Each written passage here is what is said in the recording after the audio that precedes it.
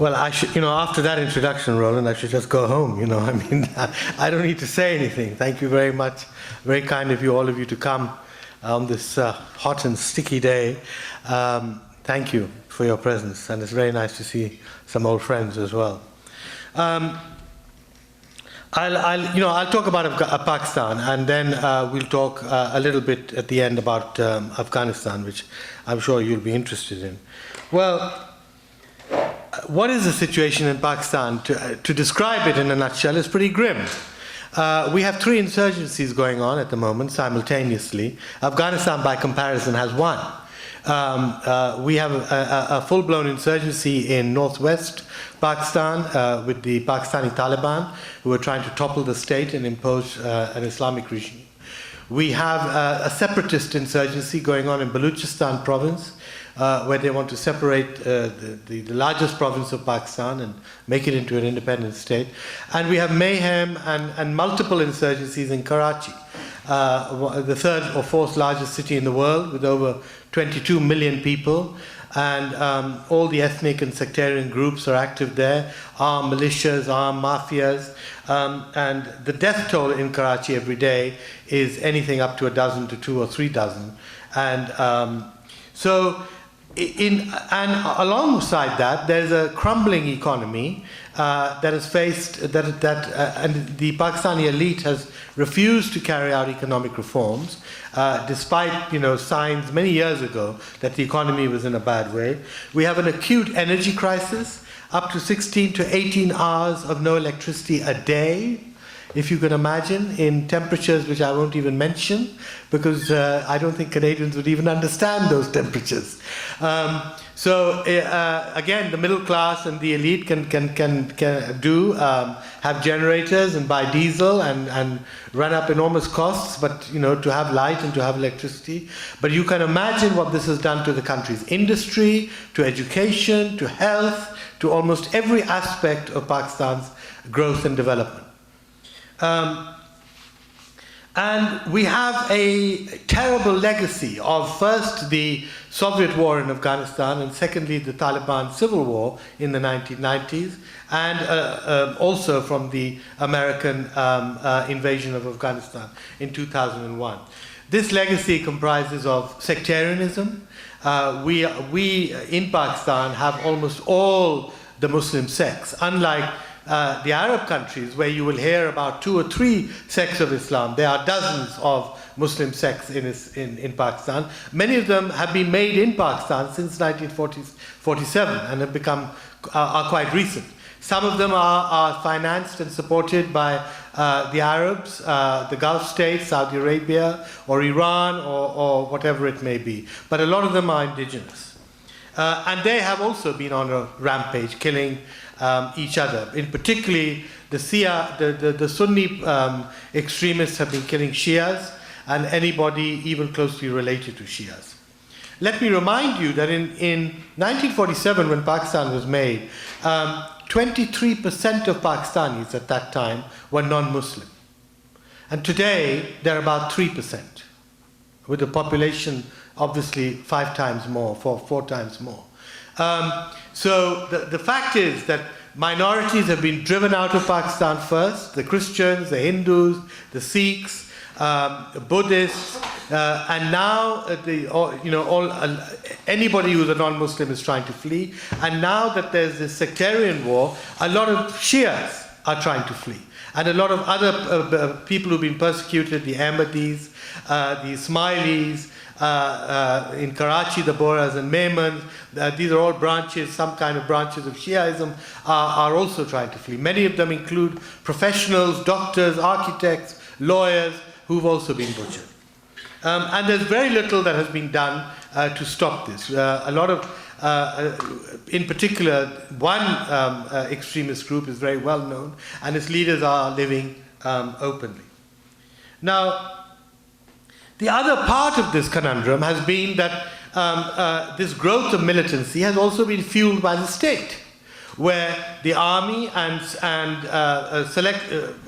elected governments since the 1980s and even before have trained and armed young Pakistanis and sent them to fight in Kashmir against Indian troops, sent them to fight in Afghanistan in support of the Taliban against what was then called the Northern Alliance.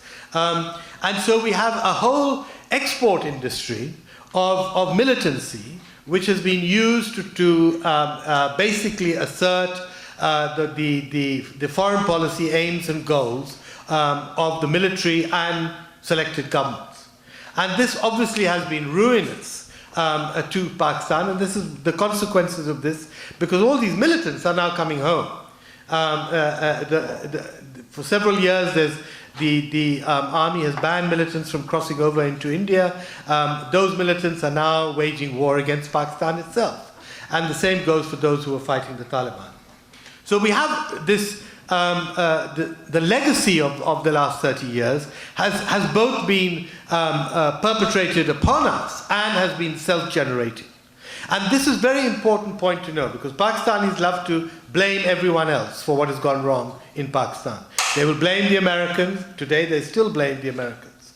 They will blame the Israelis or the Indians or the Iranians or almost anyone except themselves.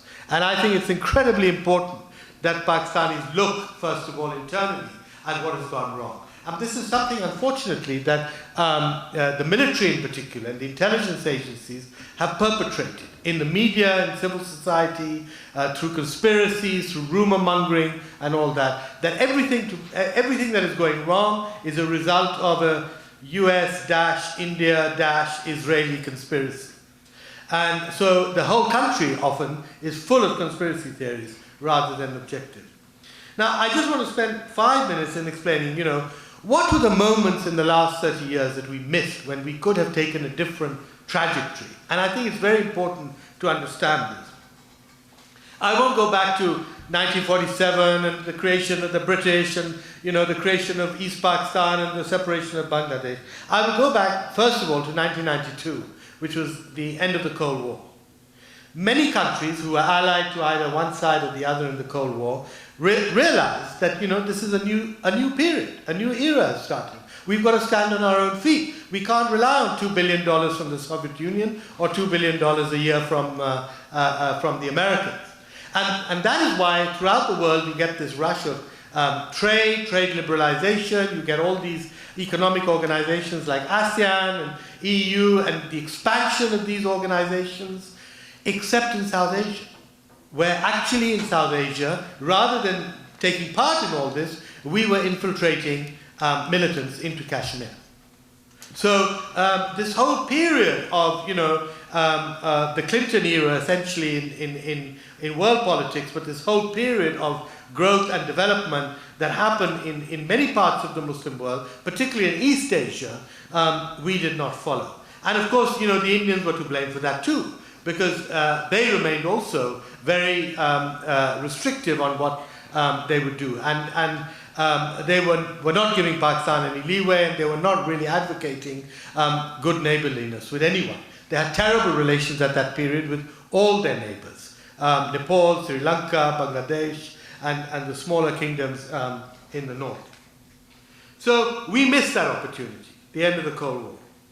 The next opportunity was 9/11, obviously. Now 9/11, when 9/11 happened, I essentially said, look, this spells the end of support for extremism.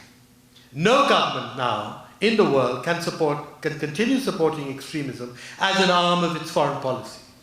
And that was not just relevant to Pakistan, by the way. Many of the Arab states were doing the same thing. Saudi Arabia was paying off many terrorist groups not to bomb them. Go and bomb someone else, but don't bomb us. The Gulf states, the Arab Gulf states were doing the same thing. Egypt was doing the same thing. But basically, Pakistan was not only sending militants, but this whole era now had come to an end because the international community had declared war against extremism. And again, I think that was a huge wake-up call for Pakistan, which again, for a time, we joined up with the Americans in Afghanistan, and then very quickly we allowed the Taliban to reorganized in 2003. We supported the Taliban initially. I was a witness to that, and that is outlined very clearly in my book, descent into chaos. And we allowed the Taliban then to start creating mayhem in Afghanistan, which of course within a few years backfired into Pakistan, because the Afghan Taliban were then spawning the Pakistani Taliban, who were then fighting the army. So 9/11, we didn't heed the call about extremism. And I think, if you remember that period in 2001, I mean, everybody was wanting to help Pakistan. Countries were pouring money into Pakistan, our debt was being forgiven, people were arming and sending weapons, and if we had gone instead for a reform of our educational system, our Islamic madrasas, our Islamic school system, if we'd gone for a definite change shift in trajectory, I think it would have made a huge difference, and we would have had enormous international support for this. Instead, I remember very well when Musharraf came to Washington, the first thing he said to President Bush was, we need 90 F-16s. And so we said, what do you need F-16s for? If you're fighting terrorism, I mean, you don't need F-16s to fight terrorism. And if you had said, we want to make Pakistan literate in the next 10 years, give us the help to do that, that would have made a far greater difference to what has happened than now. And I think the third point was the surge in Afghanistan. Even though the 2009 surge by President Obama was deeply flawed, and I can go to that later, but it was deeply flawed, but there was no doubt that there was a resurgence of commitment by the Americans and by the international community in Afghanistan. And they were determined not to let the Taliban succeed.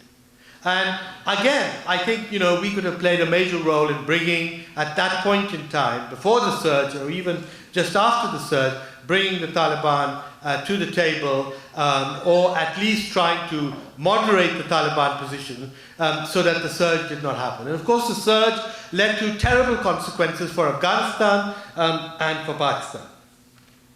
Now, what do we have today? Well, today, we've had elections 3 months ago. We have a new Prime Minister, Nawaz Sharif, who's been Prime Minister twice before.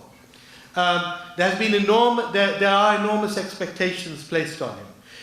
We've had now a civilian government for 5 years. And the first thing that has happened is that for the first time in Pakistan's history, one civilian government has passed on power to another elected civilian government. This has never happened before since 1947. And likewise, the Prime Minister resigned, the Pakistan People's Party handed over power to Nawaz Sharif, and the President, Asif Zardari, also resigned. His tenure was up, and he's handed over power to another new president who's been elected. Now that's all very well within itself, but it is not sufficient to curtail the fact that we can go and praise this excellent, the military didn't launch a coup, so everybody's praising the army, well done, you didn't launch a coup, you didn't take over. But look, I mean, from passing from one civilian government to another is supposed to be a normal kind of activity. It's not something, hugely unusual. And unfortunately in Pakistan, this has become, the major narrative. Now, the expectation is that this government is going to solve the problems. And I think the key to this, obviously, is going to be what kind of relationship the civilian government is going to strike with the military. It is civil-military relations that have been at the bottom of our basic, I won't say collapse, but slide into chaos. The military has dominated foreign policy. It has dominated policy with the neighboring countries.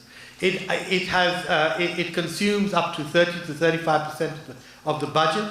It has the fastest growing nuclear weapons program in the world today, at a time when the country is going through no electricity and complete economic crisis. So what a lot of civilians feel is that the priorities of the military need to be tempered and lowered with infusion of what the civilians want as national security. What the civilians feel is national security. National security is also all about education and literacy and jobs and economy and health and all the other things, which have been almost totally ignored. We have the same literacy rate. About 57% of Pakistan is literate. In 1947, when we had East Pakistan with us, which was a Bengali population which was extremely literate, we had the literacy rate in 47 was 53%. So where have we gone? Even though we've lost half the country, where have we gone? I mean, we haven't made anyone literate, basically. We haven't even been kept up with the birth rate, which is one of the highest in the world, because there's no birth control program at all. So the idea is that the civil military has to work together, they have to come together, and the army has to accept that it cannot continue in this way any longer. The cake is getting smaller and smaller. And yet, you know, we still have to spend the same amount on military spending. And it's just not feasible. So the hope is now that Nawaz Sharif, and there have been intensive discussions between the army and the civilians on all these issues, terrorism, economy, all the negatives of climate change that are affecting Pakistan, but most of all terrorism and sectarianism. So far, we have not seen a coherent plan against counterinsurgency and terrorism, which would be supported both by the military and the civilians. The civilians, for example, are very keen to form many civilians are very keen to form a National Security Council on the basis of what, something similar to what India has, what America has, which would combine both military, the intelligence, the civilian, and the whole aspects of nation building and economic development into and creating jobs and reconciliation, etc. So you would have a comprehensive, you would have one part of government which would be involved in a comprehensive counter-terrorism strategy. Now, so far, there's no agreement on this. Partly because the military is loath to give up its monopoly over intelligence. The key, obviously, to counter-terrorism is to be able to share intelligence with the top echelons of government, and then to be able to act upon it.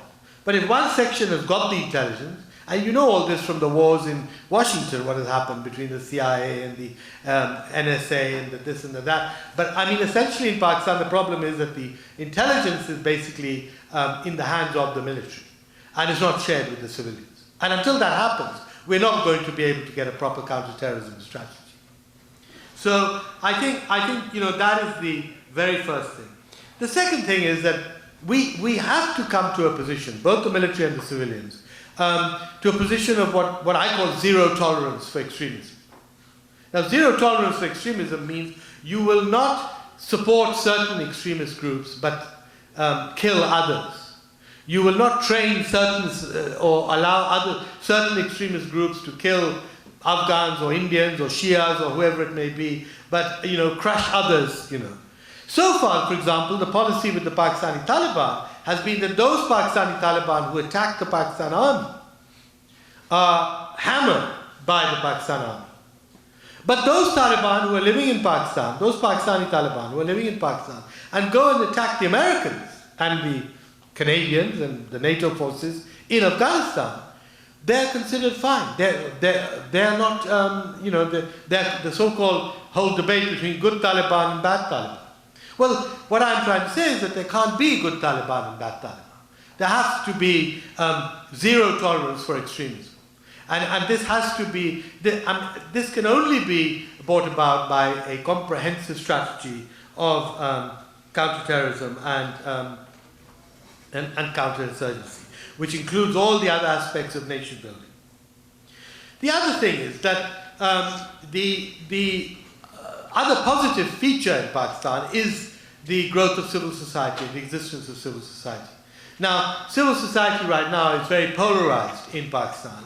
And in particular, I mean, if you look at one particular political party, the party of Imran Khan, which is the cricketer which has emerged in the last year or two, you see both young middle-class kids playing rock music, going to attend his rallies, and you also see young fundamentalist students dressed in traditional garb also going to attend his rallies. And then you wonder, well, whose side is Imran Khan? And Well, he tries to play both sides, basically, and it's confusing. The problem is we don't have, civil society has not emerged to the extent where you actually have a middle-class party. The parties we do have are essentially either business-based or feudal-based and or patronage-based. They're not based on issues, on a proper division of classes where, middle-class interests for peace, security, stability, growth, economic development, etc., can be expressed fully. And until that happens, we're not going to move forward. But civil society, I think, it will, has moved forward in the last 2 elections. And one of the problems we faced over the last so many years is that when you have continuous 10 years of military rule followed by an abortive civilian government that is then overthrown by the military again for another 10 years, you do not get civilian participation in politics. Young people will not join politics. Why should they? Because they know that after a few years, they're going to be in jail. The army will declare martial law and they'll be in jail. Or their leaders will screw up or be corrupt or be whatever.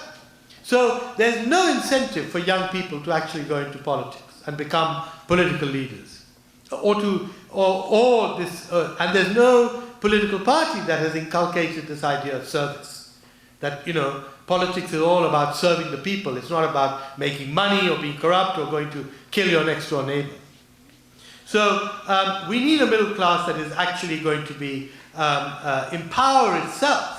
For example, right now you have the business community in Pakistan, which is very determined and anxious to open trade with India. And essentially the army is not allowing it. India has given Pakistan a most favored nation status, which enhances its trade status. Pakistan has not returned the favor yet. The civilians want to. The business community wants to. Civil society wants to.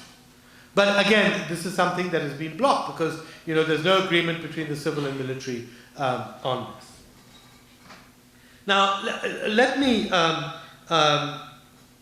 talk, briefly about Afghanistan. Pakistan now has obviously a very important role to play in Afghanistan, simply because the entire Taliban leadership is living in Pakistan. And Pakistan, I think, no longer, because of the sort of meltdown that has happened in Pakistan, Pakistan no longer has that kind of total control over the Taliban that it did in 2003, 2004.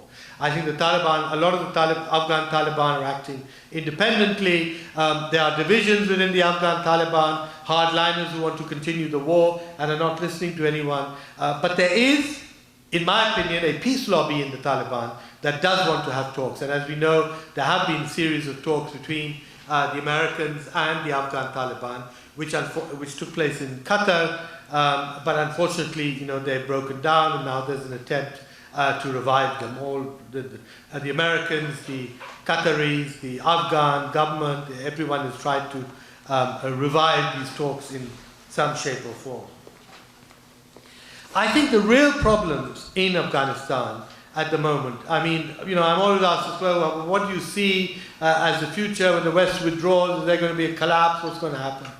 Unfortunately, four major things have happened in Afghanistan, or have not happened.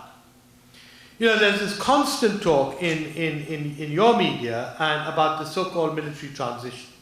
This transition from the Western forces and NATO and the US to the Afghan army. Will the Afghan army stand up? Is it trained sufficiently? Does it have the weapons? And this is projected as the main issue. Well, to my mind, the main issue is not the military issue. The main issue, which the West, and particularly the Americans, should have tackled much earlier, is the political transition. There are going to be presidential elections in April. Is President Karzai going to rig these elections, as he did 5 years ago, or is he going to allow relatively free and fair elections, which will bring about a government that has legitimacy? One of the grave problems that Afghanistan has suffered ever since the overthrow of the monarchy in 1973, that's almost 45 years, half a century, has been the lack of legitimacy of its governments. Are we going to ensure, is the West going to ensure an election in which legitimacy is an election which is relatively moderately free and fair, which produces a government that is by and large accepted by most Afghans. I'm not asking for 100%, but by and large. And the answer is the West has no tools left.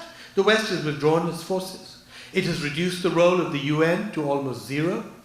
It has succumbed to a lot of President Karzai's demands, which have been over the top and have been sort of prematurely demanding so-called sovereignty.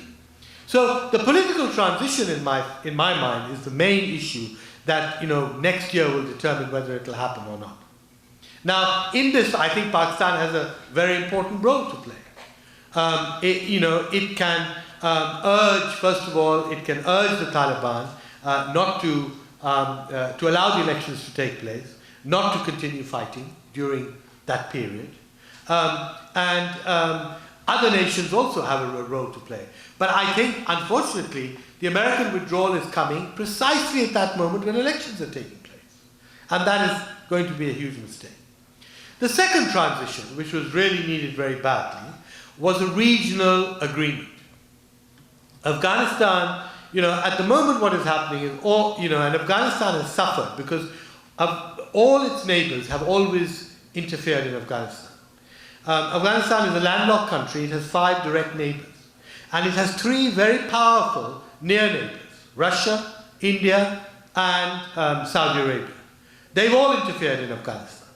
In the 90s, we saw the civil war, which was an extension of interference, essentially, by the neighboring states. So the Taliban were being backed by Pakistan and by some of the Arabs, and the Northern Alliance were being backed by the others, India, Iran, and all the rest of it. So we have to, we need a regional agreement that needs to be brokered by someone. The Americans tried during Holbrooke's time in the first Obama administration. Holbrooke didn't get any lift from from President Obama, and that whole effort petered out after he died. We need a regional agreement so that these neighboring states and the big powers around Afghanistan will sign on the dotted line that they will not interfere in Afghanistan.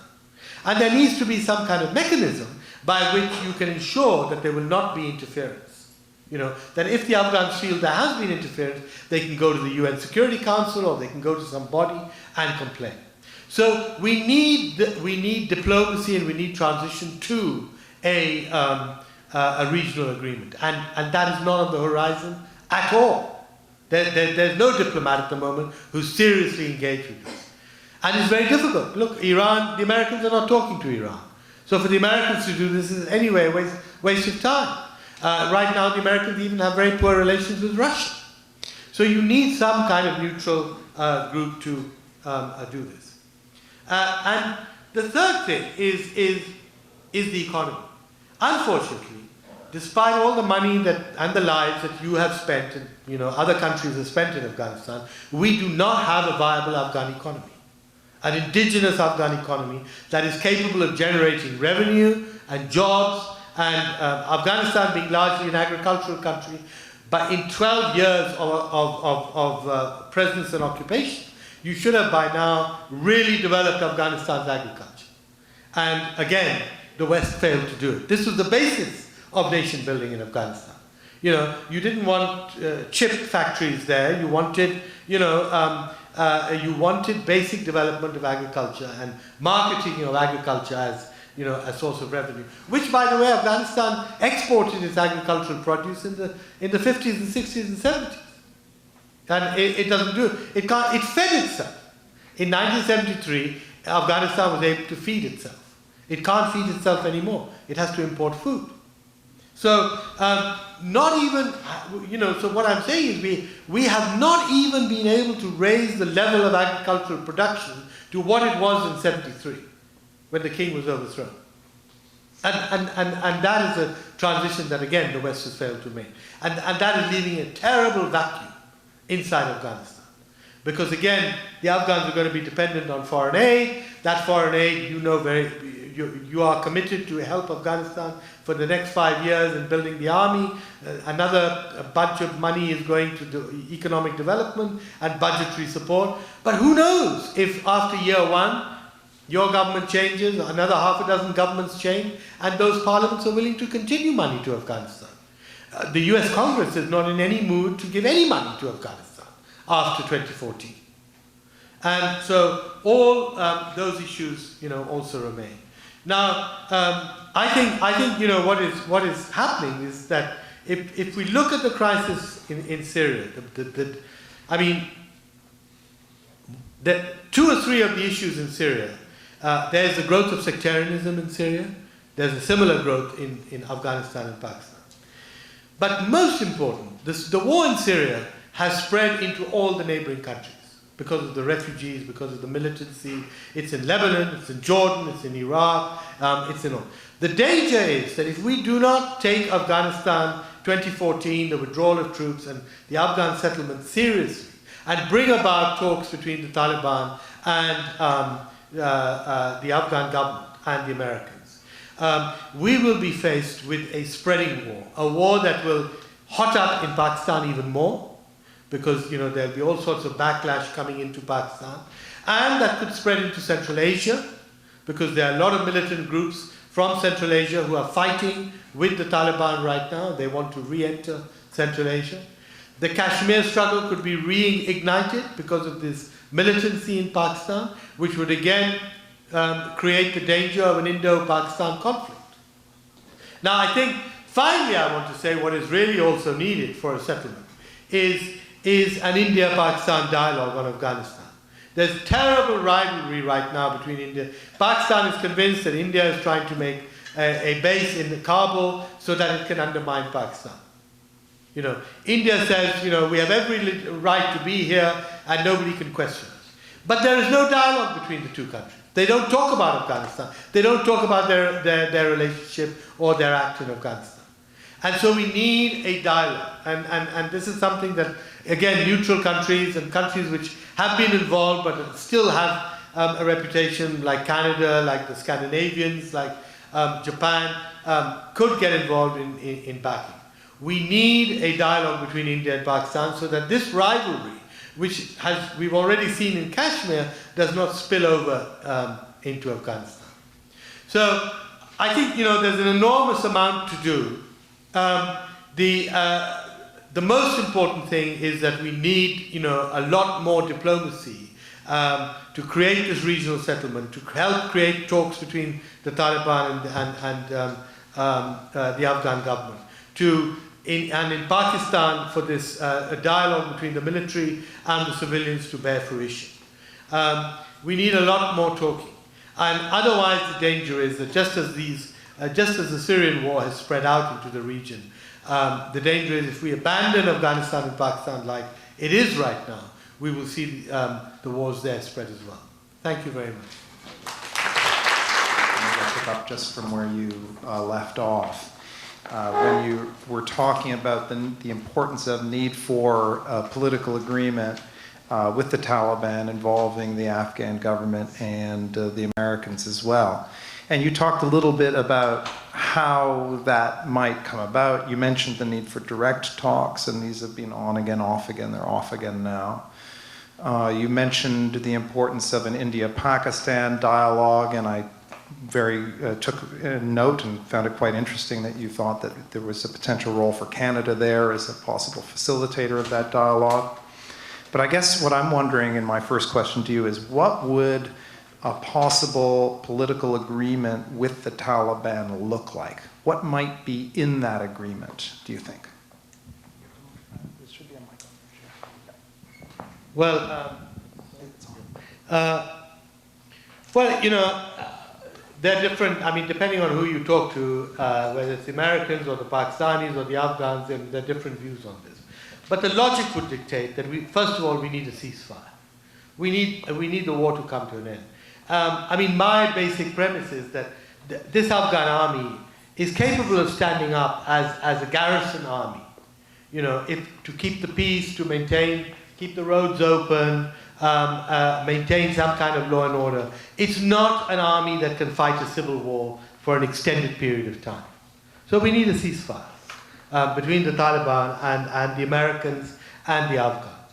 And this, I think, was something that was on the verge of being discussed between the Americans and the Taliban when the talks broke down.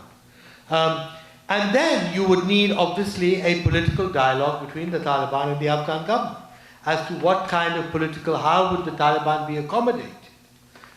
Would there be a power sharing deal? What elements would be in that deal? Would the constitution need to be reopened and readjusted? Because the Taliban would make certain demands. How would the international community, react to that? But I think clearly what the Taliban, aim would be is at least for the peace lobby inside the Taliban, would be some kind of power sharing agreement. Now, I mean, I don't want to get into the details of what that would look like, but it would be sitting down and the Taliban perhaps insisting that the officials in the areas that they control should be Taliban nominees. There should be Taliban nominees in the cabinet. Then there'd be contentious issues. Should the Taliban be allowed to join the Afghan army? Of course, that's happened in many. For example, we've seen in Nepal, where the Maoists and all have, actually joined the Nepalese army. And then you'd have other issues like the role of autonomy of the provinces, the role of women, education, etc., etc. Yeah, and the constitution. I mean, look, Afghanistan has a presidential system, and it's a very top-down system. And the majority of Afghans are now opposed to it. Not just the Taliban, but also ordinary Afghans who side with the government. They want a parliamentary system, and they want political parties to be recognized. They want to be a modern state with a president and a prime minister, and much greater powers given to the provinces. Maybe I can ask my second question about Pakistan. I invite anybody, by the way, during our question period to pick up on any of these points and pursue them further. Question about Pakistan. I was going to ask you to give us the scenario, best case, worst case, and most likely case in Pakistan 5 years from now, but I know you don't like that question, so I'll let somebody else ask it. The question maybe I'll ask right now is, you described this blockage within the Pakistani political system when you were talking about the MFN with India, armies blocking that, support for extremist groups, civil society has an interest, as you described it, in potentially supporting a zero tolerance for extremism policy, blocked by the army, blockage. I guess, and you set out a diagnosis that included the fact that the parties are not genuinely popular parties. They're embedded in different existing institutions of society. I guess the question is, how is this blockage overcome in your view? I mean, what are the steps to achieve an unblocking, to achieve your zero tolerance for extremism, which seems like a wonderful aspiration? How do we get there? Well, the military does realize that the country is in a very bad way. The army chief some months ago said that we recognize, for the first time he said, we recognize that the internal threat is greater than the threat from India. Now, unfortunately, there's been no steps taken which could show that they really mean it, but there is an intellectual understanding that things are very serious. Secondly, I think there is a real attempt by both the military and the civilians to have this dialogue and to work out a common policy.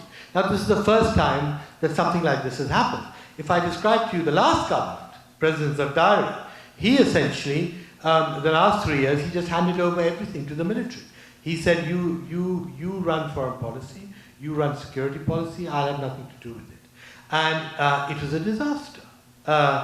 You had this whole breakdown. You remember the relations with America?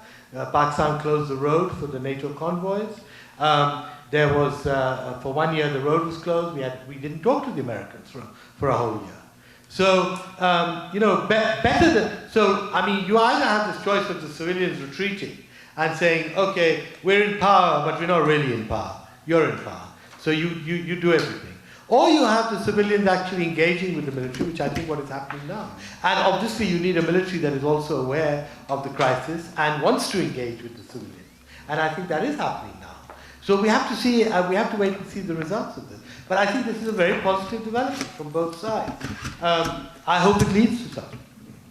On foreign policy, on, you see, I mean, for example, the military just can't say, well, carry out economic reforms and broaden, make the cake bigger. Well, the civilians will come back and say, well, if we'll make the cake bigger, but the new bigness we want to spend on education and health. We don't want to spend on nuclear bombs. So are you going to agree on that? So I think, this is not a dialogue that is going to happen in 1 or 2 sessions. I mean, this is going to be a process that is going to take time to develop. Likewise, Nawaz Sharif is very keen to improve relations with India. And he said that many times. But you have now, unfortunately, a situation where the Indian Prime Minister is even reluctant to meet Nawaz Sharif in September in the UN General Assembly. So, there are these problems. But I'm hopeful that I think for the first time this dialogue has started. And I think, we have reached a very a deep hole. And we have to dig ourselves out of this hole. And I think, everybody responsible in Pakistan realizes. Is there anything that outsiders can do to help encourage this kind of civil-military dialogue, or is this entirely an internal matter which outsiders should try to avoid? No, I think the dialogue is very much an internal thing, which has to be. But I think there are a lot of issues related to foreign policy which could help Pakistan. The Indians also are not angels. The Indians have been very belligerent. They've been very stubborn. They've been making very extreme demands. They've been unwilling to discuss Kashmir, which is the main bone of contention of Pakistan. They've been unwilling to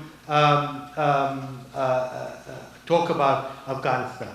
They said we refuse to discuss Afghanistan with another country because our relations with Afghanistan are bilateral and we don't discuss it with a third country. So, India also needs, India needs to see what's happening in its region.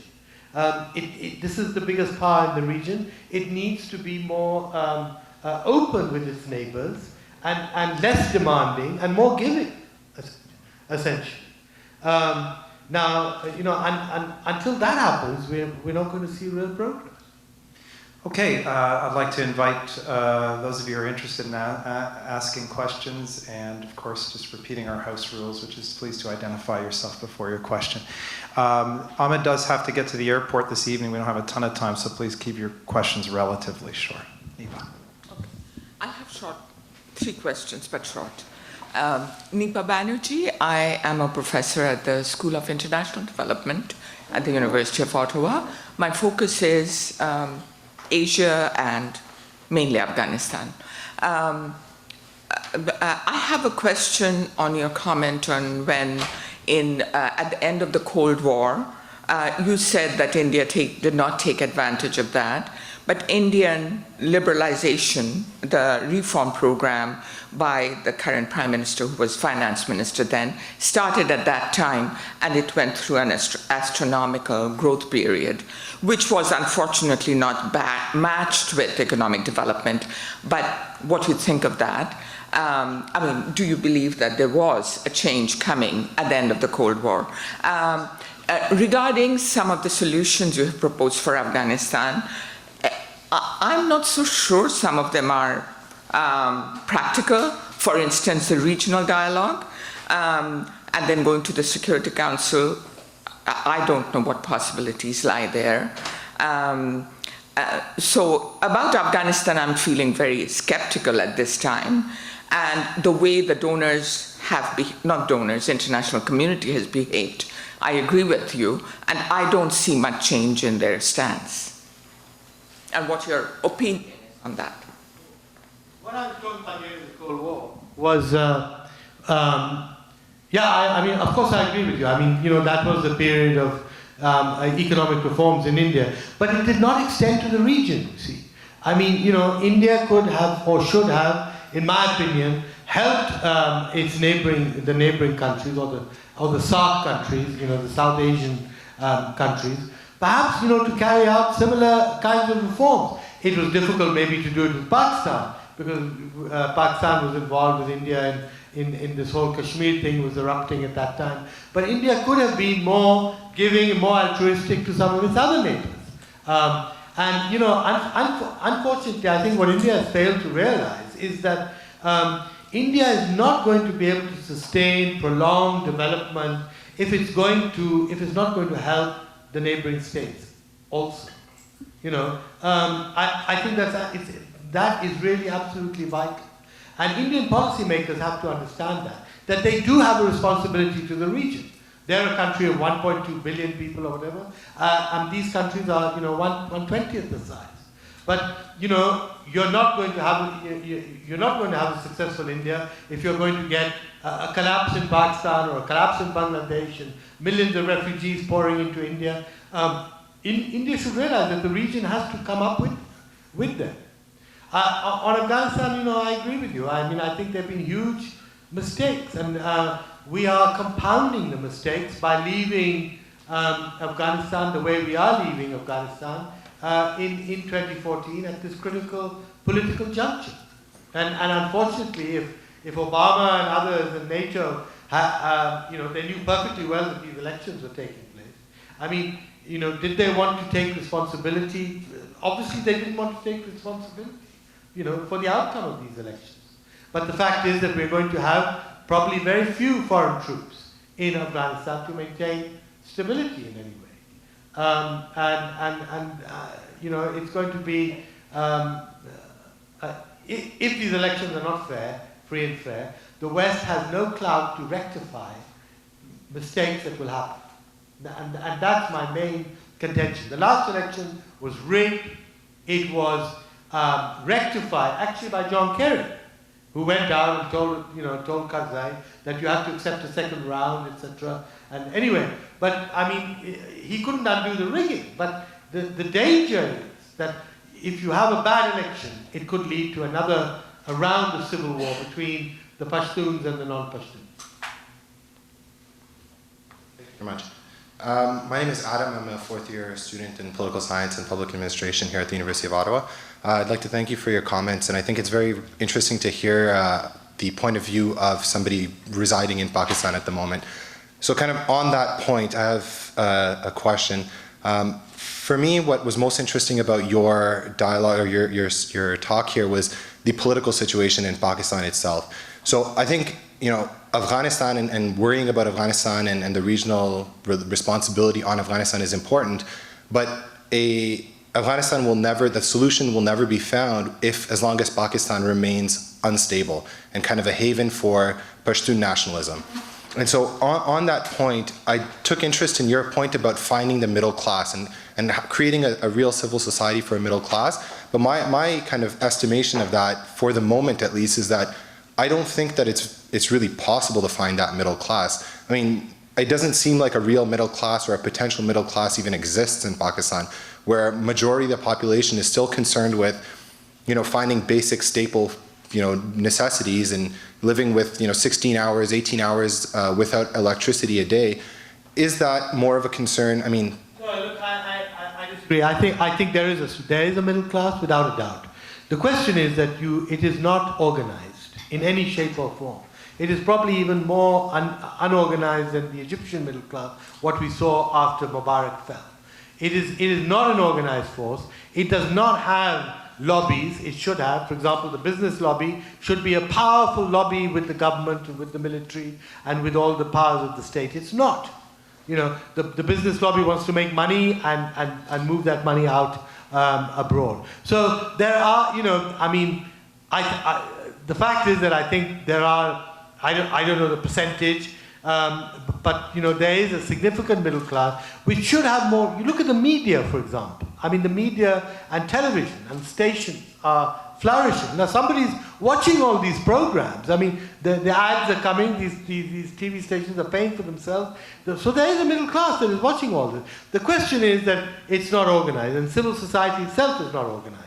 So finally on that point, what is your estimation of what needs to be done with the kind of grassroots and more populist movements like Imran Khan's movement, the PTI or Well, I whatever think it's they called. should just define themselves better. I mean, unfortunately, we have this real confusion about, the role of the West, Islamic fundamentalism, democracy. It's, nobody is able, to clearly define what is the need of the hour. I hope some of you will read my last book, Pakistan on the Brink, because this is really in reply to a lot of young people who wanted clear definitions. Are we an Islamic fundamentalist state? Did Jinnah tell us to, become a fundamentalist state, or are we supposed to be a democracy? Because the two don't fit. Are we supposed to be ruled by the military or by civil society? And I think the answers to that, young people have to be clearer, and it's the politicians' job to make that clarity. Next question, please. I'm Pierre Baudet. Thank you, Ahmed, for your wonderful talk. You spoke about so many things, except one. Excuse me for identifying it, maybe seriously asking, what do you think? I'm talking about China here. And China, historically, we know, was siding with the Pakistani military in the thinking that the enemy of my enemy is my friend, and all of that. Now, China is not the same China than 20 years ago or 30 years ago. Can it play a role, in a serious role, around the Pakistani crisis and even the Afghan transition? Thank you. China obviously has a very important role. It's very close to the Pakistan, to Pakistan, the Pakistan military. It is very keen to stabilize Pakistan. It is suffering badly now for the first time. We've had Chinese criticism of Pakistan because of the presence of Chinese Uyghurs, that is the Muslim community in China, who are fighting and training with the Taliban in Pakistan and in Afghanistan. So the Chinese, at one level, are quite worried about the instability, and they don't want it to continue.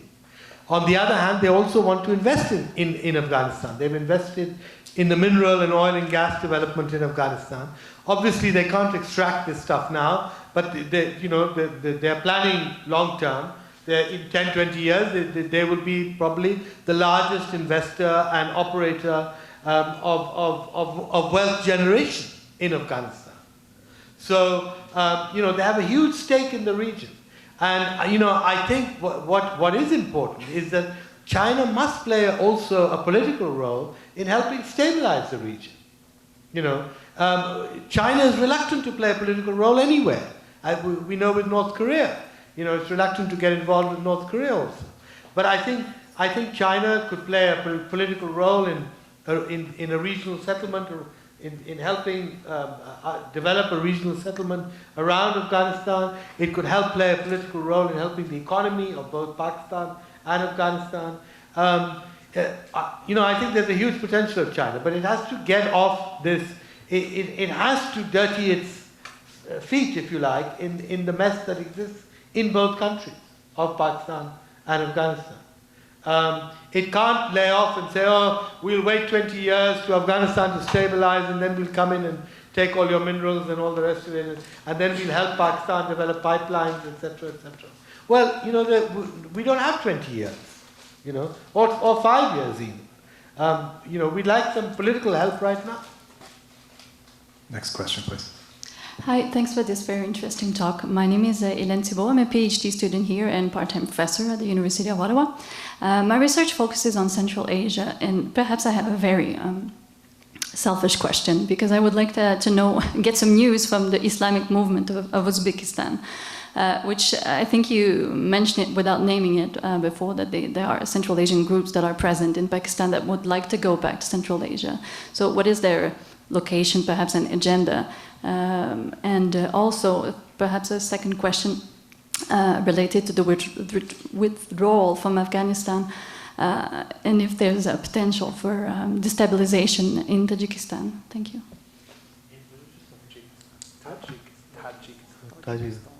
Well, the IMU, the Islamic movement of Uzbekistan, first of all, it's become a pan-Central Asian group. It is no longer just an Uzbek or Tajik group. It involves now, there are even people there's Dagestanis and Chechens in it, there are Uyghurs in it, And there are large numbers of Pakistanis have joined it. Plus there are German Muslims, there are Turkish Muslims. It's become a very worrisome group. They have been based for the last decade, since 9/11, after they were defeated in Afghanistan. They've been based in the tribal areas of Pakistan. And they're now, as far as I can understand, trying to get back into Central Asia.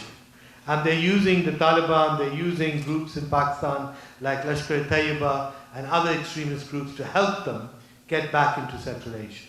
And the Central Asians that I've spoken to are extremely nervous and very worried about the situation.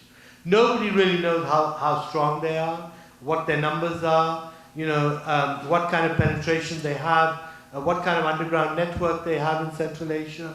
But I think, there is a danger. Now, to my mind, the real danger, and if you've read my books on Central Asia, you will see that, I talk about Islamic fundamentalism and I follow it very closely.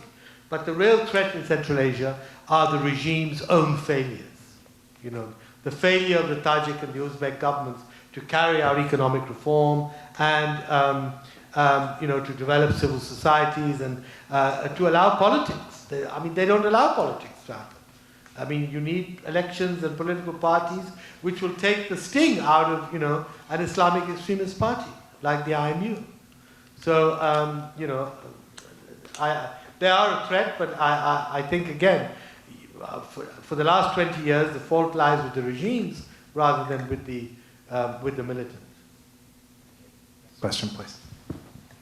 Thank you so much for this very enlightening talk, Mr. Rashid. If you have a fan club, well, then I would belong to it.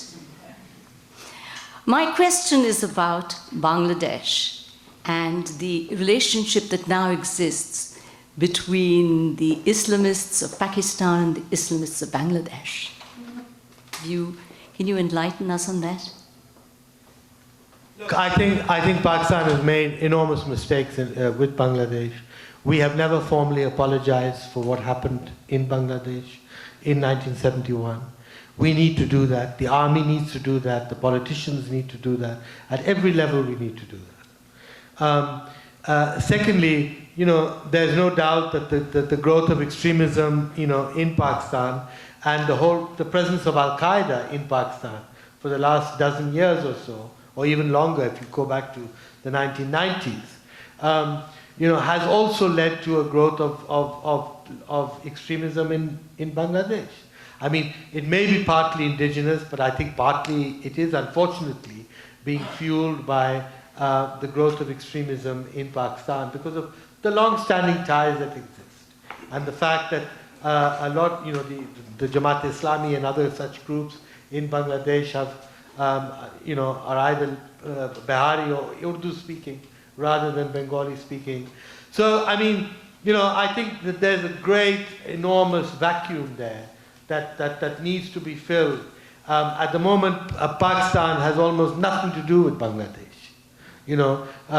We don't teach it in our schools. Young people are not made aware of it. And I think in Bangladesh there's enormous dislike, hatred, mistrust, for Pakistan. And we have to bridge this gap somehow. And I'm very sorry that after 40 years we have not been able to bridge this gap. And people like myself would be the first to say we need to take the first step. We need to apologize for what happened in Bangladesh. Thank you so much. Please. You just mentioned in the very beginning of your presentation the central or the key issue of civil-military relationships. And then Roland's question and comments about the blockade, you pushed it a little bit more. In normal democracies, when you want to change priorities, you look at the budget and you change the budget priorities.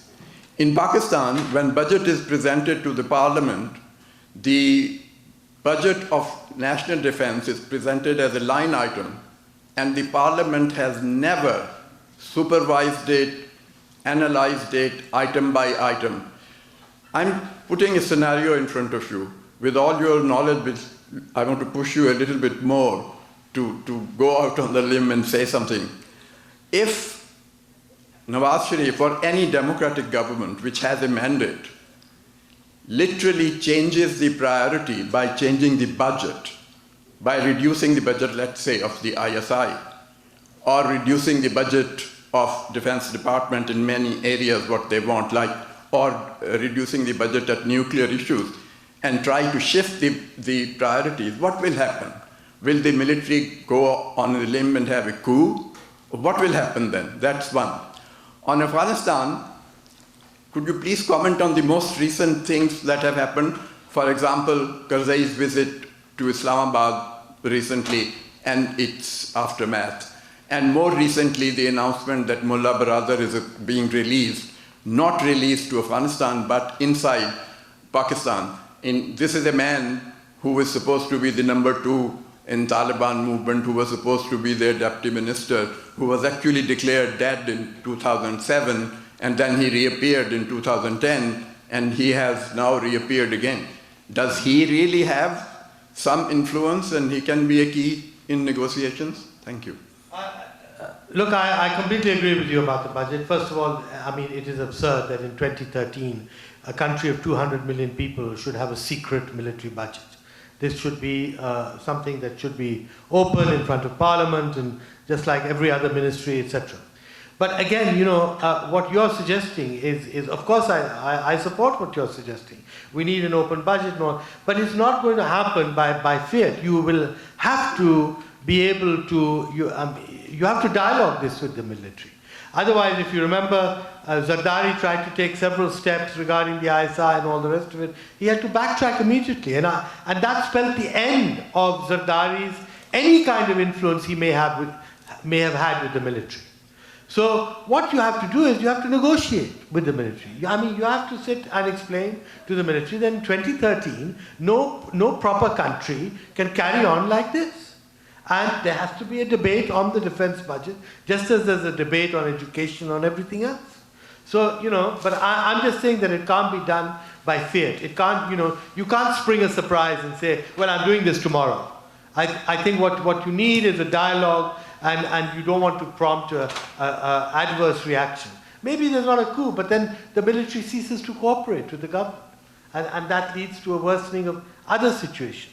You can't define a foreign policy or anything like that. I think, you know, on Brazil, look, I mean, you know, I've been a very strong advocate of freeing him.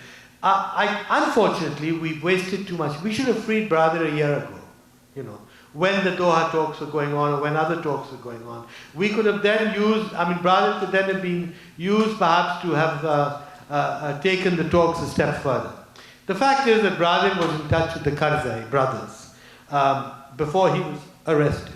And one reason he was arrested, I think, from the Pakistani side, was that we were very upset that the #2 Taliban, who was living in Pakistan, was having secret negotiations with the Karzai.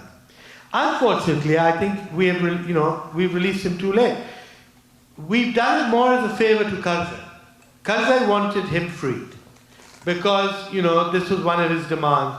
Remember, Brazil, it was one of his demands because #1, he was having talks with Brazil in 2008, 2009. But #2, Brazil comes from the same Populzai tribe of the Duranis that Karzai comes from. So there was also a sort of family, tribal type of commitment. I think now Brazil alone is perhaps not feasible. I think the Taliban won't trust him. I think maybe the Pakistanis won't trust him. I don't think he could play the role that he could have played a year or so ago if he'd been freed quickly. I think now, you know, he's probably going to be freed and live in. I'm glad he's being freed because one of Karzai's demands, I hope this brings Karzai and Pakistan closer together to seriously then approach the active Taliban in doing some of the measures I talked about, ceasefire, allowing the elections to happen, and then, you know, some kind of power sharing negotiations. Have you some links with the Haqqanis? Sorry? Have you some links with the Haqqanis? Any peace? Links with that. No, with Brazil. Yeah. Look, I think the Haqqanis have been turned into this complete sort of bugbear. You know, I mean, yes, they're a very efficient fighting force who are part of the Taliban. But eventually, when, you know, if there's going to be a settlement and a deal, the Haqqanis will be part of that deal. They will not try and contradict Mullah Omar and the Taliban Shura. They will not go out on a limb and say we reject all this and we will continue fighting. They will be part of any deal that exists. Maybe they won't go back to Afghanistan. Maybe they'll stay in Pakistan. But they will go along with the deal. Please. Thank you, Roland. Mr. Rashid, I'd like to say, like others who preceded my question, first off, I'd like to thank you very much for a most stimulating and interesting presentation. I have a two-part question, and you've answered part of the first part of it. It has to do first with the regional solutions you were talking about, and the second has to do with some internal aspects of maybe civil society and related matters in both Pakistan and Afghanistan. First part of the question has already been asked about the role of China. My question was both that and what is the role of Russia. In short, you haven't said very much about Russia. And the second part of the question is, what lessons can be learned from civil society in the modernization of a number of states in Africa in respect to being applied to trying to solve some of the civil society problems you outlined in your presentation? Thank you. I mean, the short answer is, unfortunately, we haven't learned anything. We are hardly aware of what is happening in Africa regarding, you know, as you say, the development of a democracy and civil society and all the rest of it. I mean, the most potent example for us is still India, you know, and actually, reluctantly, unfortunately, Bangladesh. Because, you know, neither of these countries have, these countries have gone down a certain path. Bangladesh has had, you know, military rule for a certain period, but not anymore. India has had a consistent democratic system. So I think, you know, these countries have had far more impact than, unfortunately, our public is not particularly knowledgeable about what has been going on in Africa. Questions? I think the Africa question would make a great PhD comprehensive question. We've got to write that down. Lessons from Africa. African interested people here in the room that might follow up on that. My name's Hugh Windsor. I'm a semi-retired parliamentary correspondent. And I would like you to just go a little farther on that relationship between the military and the civil power. And that is, what are the constraints or sanctions available to modify that role? I mean, we live in a system primarily where we believe that the military is supposed to be subservient to the civil power. Clearly, that doesn't apply very clearly in Pakistan. And where do you see the levers, or what might be, to move that relationship in a direction to more influence for the civil power? You see, every attempt that has been made by Pakistani politicians to try and do what you're saying, move, you know, control over to the civilian, has usually been met with a military coup, or you know, the ousting in some form or the other of that prime minister, you know. So I think, you know, nobody wants to go down that path again, which is, you know, a kind of confrontationist state over whatever issue may you. So I mean, where I think what this government is trying to do is to dialogue its way through some kind of you know, exert leverage through a prolonged dialogue, whether it's about terrorism, extremism, and all the rest of it. It may not succeed. I mean, you know, the military may not cede anything to this government regarding foreign policy, relations with India, etc., etc. But then the internal situation will worsen, and the military will be the first sufferer, because hundreds of troops have died with these acts of terrorism. So I think, you know, I think the leverage is dialogue, and both sides have to take each other along. The other thing is that, remember, the civilians are not you know, they've also been very corrupt in power. They've been very incompetent. The last government was particularly incompetent. So the civilians also need to improve their act. They need to improve their governance. And the military would be perhaps more willing to come to agree to what the civilians are saying if the civilians were more competent, more responsible, appointed good people, were less corrupt, etc., etc. Just a quickie I'm going to sneak in, and that is that anybody on our side of the ocean, I guess, finds it hard to believe that the ISI did not know where bin Laden was.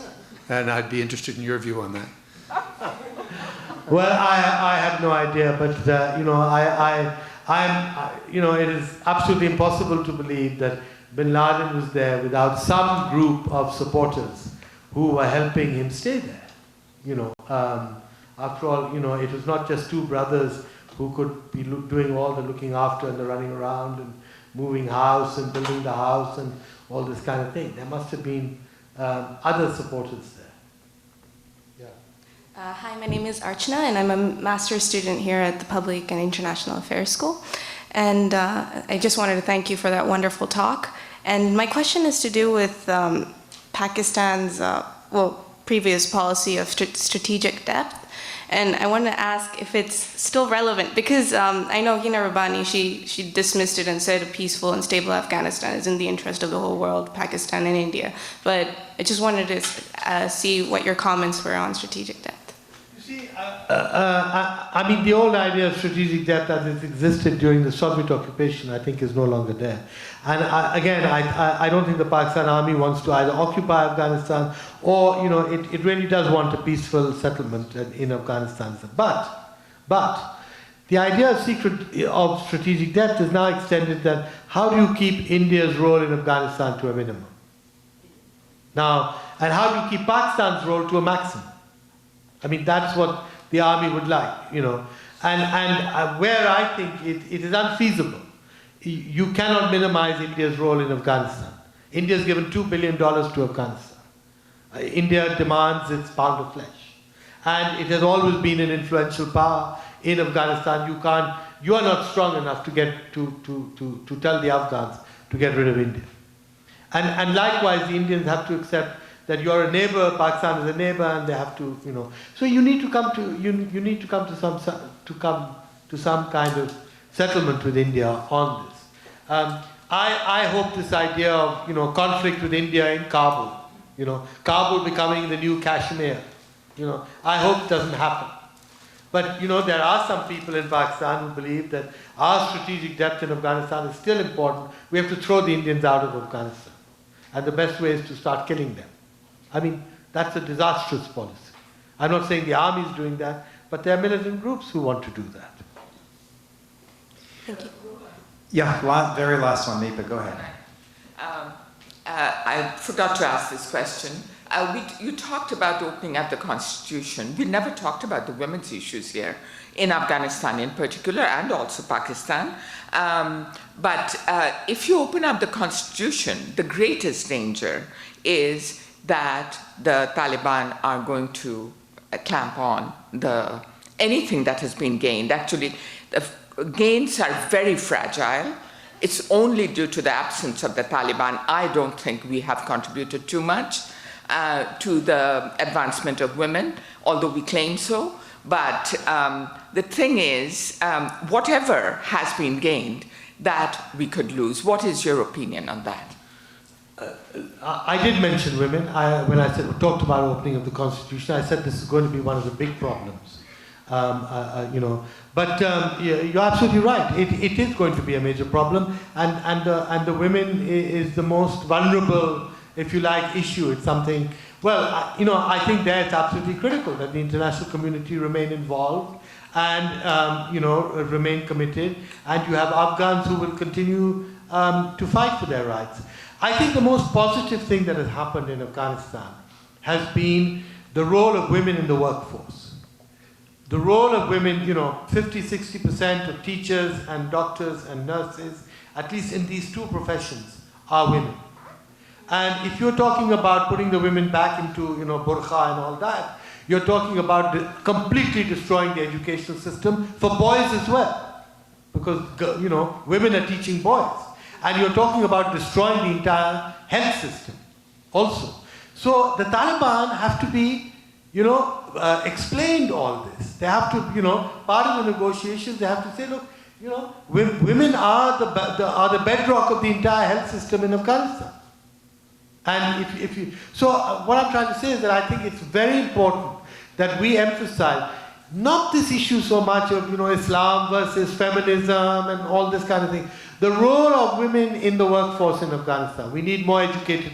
So, if the women can achieve so much, we need more educated women in Afghanistan. So I think the Taliban have to be brought into this level of understanding. Now, it may not be entirely what feminists and all, would want to argue, but I would try and argue it from a more practical point of view. That women's education is absolutely necessary, because without women you wouldn't have health and education. These issues are going to be with us. They're not going away, and particularly next year, 2014, with elections in Afghanistan and with the so-called transition underway. I want to thank everyone here for really stimulating discussion, conversation, great questions and exchange.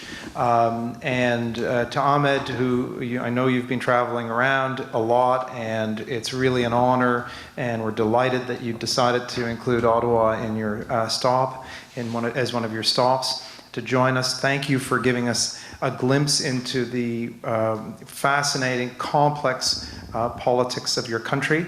And thank you for your continued unvarnished, clear-eyed, unbent analysis and commitment to moderation and tolerance. We're going to continue following your writings, and you can follow them very closely by buying a copy of his book on the way out the door. He'll be there to sign copies. Thank you, Ahmed Rashid.